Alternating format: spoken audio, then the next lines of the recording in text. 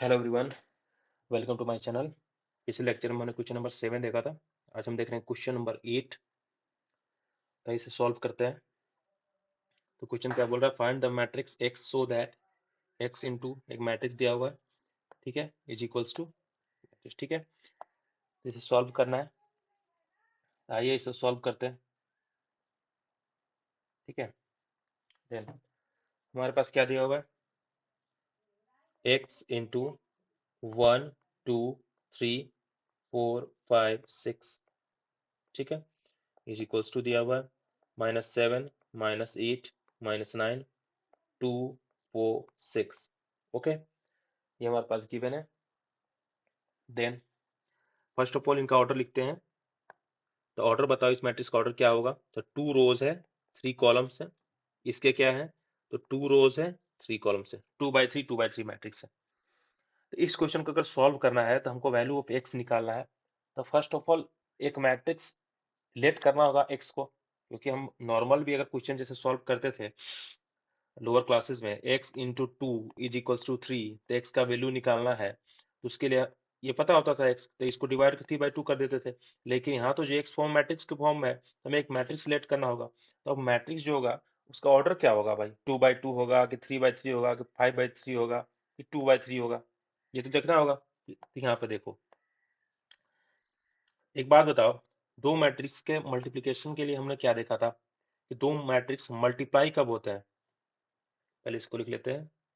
ये हो गया 1 2 3 4 5 6, ठीक है, इज इक्वल्स टू है -7 -8 -9 2 4 6, ठीक है। तो एक बात बताओ,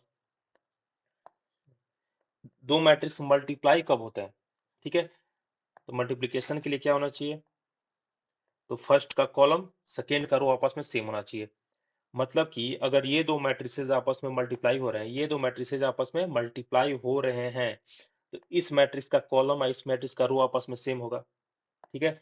यहाँ पे ये रो है, इसका कॉलम, मतलब जो ये एक्स होगा इसका ऑर्डर क्या हो सकता है, इसका ऑर्डर ये तो कंफर्म है कि यहाँ पे 2 होगा, ठीक है। यहाँ पे कॉलम में 2 होगा, क्योंकि तभी तो मल्टीप्लाई होके अब ये दोनों मैट्रिक्स आपस में मल्टीप्लाई हो रहे हैं, तो जो प्रोडक्ट बन रहा है, तो यहाँ पे कॉलम तो इसका दोनों सेम होगा, कॉलम और रो दोनों का सेम होना चाहिए, ठीक है। इसका कॉलम इसका रो, चलो ठीक है। तो हमने देखा था कि फाइनल मैट्रिक्स क्या बनता था। तो फाइनल मैट्रिक्स जो बनता था, ये दोनों को हम लोग वहां देखते थे कि इसको कैंसिल कर दो, 2 2 हट जाता था। तो 2 2 के बाद जो यहाँ बचता था ये और 3, वो बनता था। तो यहाँ पे हमारा फाइनल मैट्रिक्स 2/3 दिया हुआ है, तो मतलब ये तो कंफर्म है ना कि यहाँ 2 होना चाहिए, तभी तो फाइनल मैट्रिक्स 2/3 बनेगा, 2/3 फाइनल मैट्रिक्स बनेगा।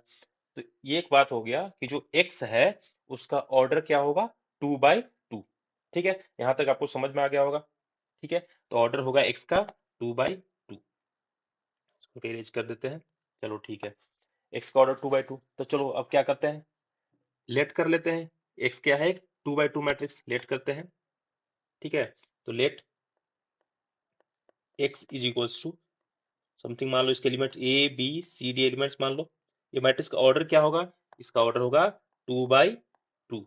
हमने लेट कर लिया। अब चलो, अब एक मैट्रिक्स लेट कर लिया, अब इसको सॉल्व करते हैं इक्वेशन को, ठीक है।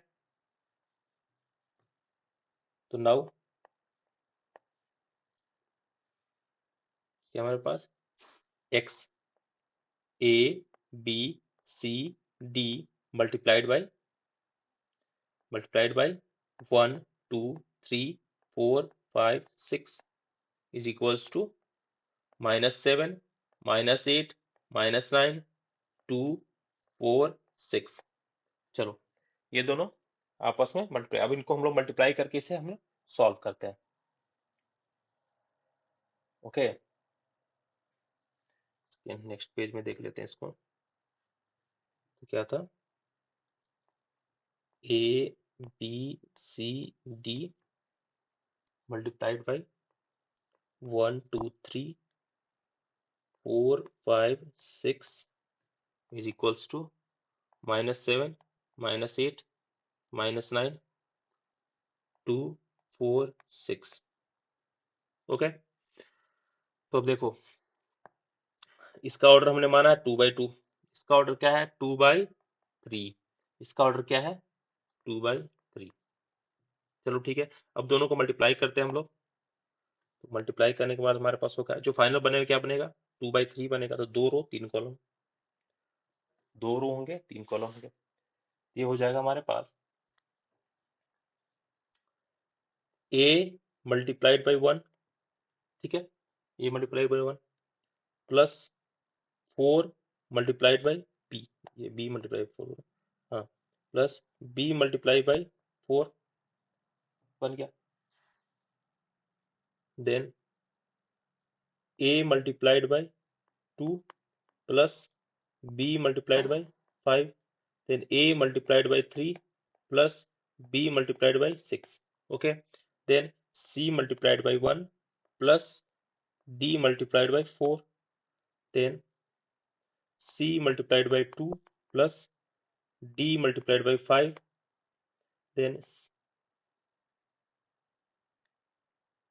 ये हो गया, then c multiplied by 3 plus d multiplied by 6, हमारा 2/3 मैट्रिक्स बन गया, 2 रो 3 कॉलम है, ठीक है। Is equals to same matrix को इसको लिख देना है -7 -8 -9 2 4 6, okay.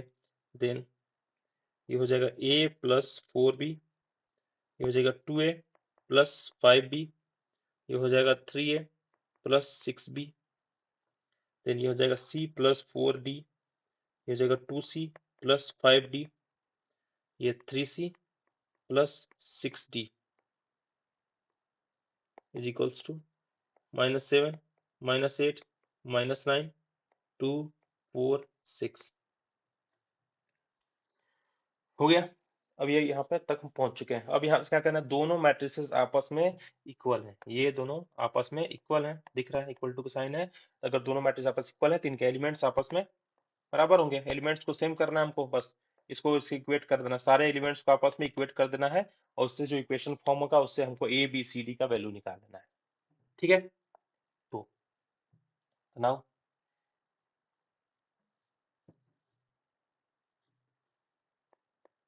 matrices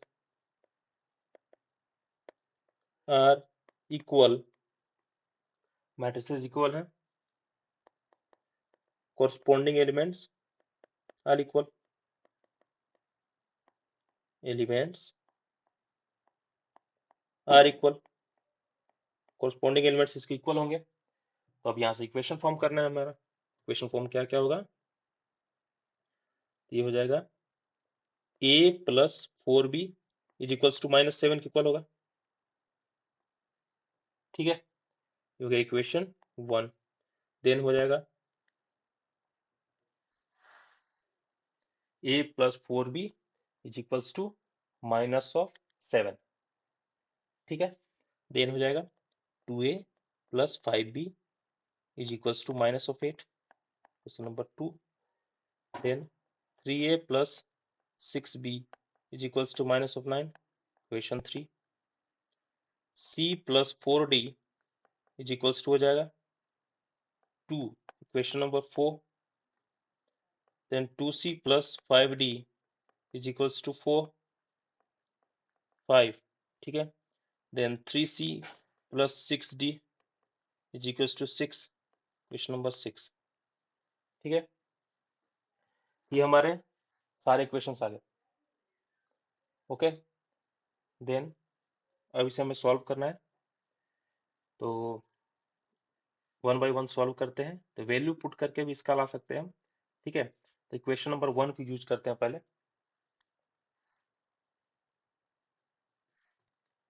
using equation 1, a plus 4b is to -7 है, a plus 4b is equals to -7। यहाँ से अगर हम a का वैल्यू निकाल लें तो a का वैल्यू हो जाएगा क्या, या यहाँ a का वैल्यू निकाल लेते हैं तो a का वैल्यू हो जाएगा -7 -4b, -7 माइनस ऑफ 4b, इसको मान लेते हैं हम इक्वेशन अल्फा, ठीक है। अब इस a के वैल्यू को यहाँ देखो 2 में हम पुट कर देते हैं, इक्वेशन नंबर 2 में। तो 2a plus 5b is to -8 है, तो 2a plus 5b 2a plus 5b is equals to minus of 8 है, ठीक है। तो 2 इंटू ए हो जाएगा -7 minus 4b plus 5b is equals to minus of 8 हो जाएगा -14 minus 8b plus 5b is equals to minus of 8। ये हो जाएगा minus of 3b minus 14 is equals to minus of 8, then minus 3b is equals to minus 8 plus 14 minus 3b is equals to 6, then b is equals to 6 by 3 minus 2 is equals to -2।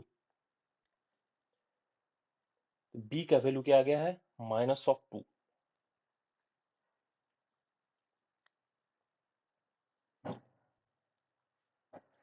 ठीक है, तो b is equals to -2, ये पहले हमारा निकल गया।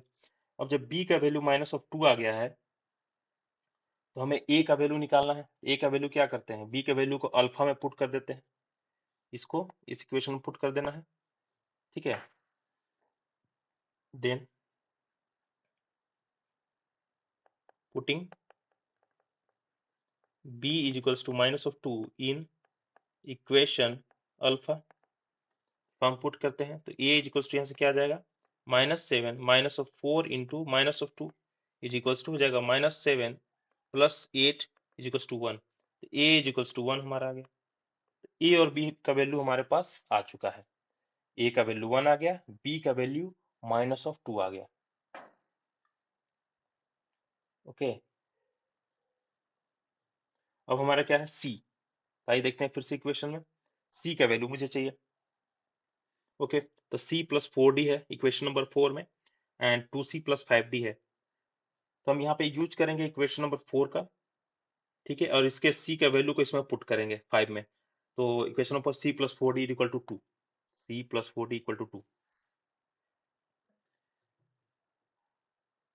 Equation using equation number 4 c plus 4d is equals to 2, यहाँ से c का वैल्यू निकालेंगे तो आ जाएगा 2 माइनस 4d, इसको मान लो इक्वेशन नंबर बीटा, ठीक है।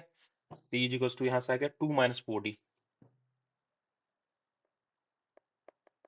Using equation beta and equation 5 को यूज करते हैं, ठीक है। 5 नंबर हमारे पास इक्वेशन क्या देखते हैं, आइए 5 है 2c plus 5d is equals to 4, 2c plus 5d is equals to 4, तो 2c plus 5d is equals to 4 है, ठीक है। तो 2c का वैल्यू क्या है, 2 माइनस 4d, c का वैल्यू है 2 minus 4d plus 5d is equals to 4, तो हो जाएगा 4 minus 8d plus 5d is equals to 4, हो जाएगा minus of 3d plus 4 is equals to 4, तो -3d इज इक्वल्स टू 4 इधर ले जाओ तो 0 हो गया, तो d का वैल्यू 0 हो गया, हमारे पास यहाँ पर d का वैल्यू 0 आ गया है। ओके, देन अब इस d के वैल्यू को हम पुट करेंगे बीटा में, putting d is equals to 0 in equation beta, beta में अगर हम पुट कर देते हैं d इक्वल टू 0 को तो हमारे पास क्या आ जाएगा, तो c इज इक्वल्स टू आ जाएगा 2 माइनस 4 इंटू डी का वैल्यू क्या है, 0 है, तो c इज इक्वल्स टू आ जाएगा 2। ओके, तो हमारे पास ए बी सी डी का वैल्यू आ गया है, ठीक है, यहाँ पे ही लिख देते हैं। Hence a is equals to हमारे पास क्या आ गया है, ए इज इक्वल्स टू था 1, b is equals to -2, a is equals to 1, b is equals to minus of 2, c is equals to 2 and d is equals to 0। ये हमारे पास a b c d का वैल्यू आ चुका है, ठीक है।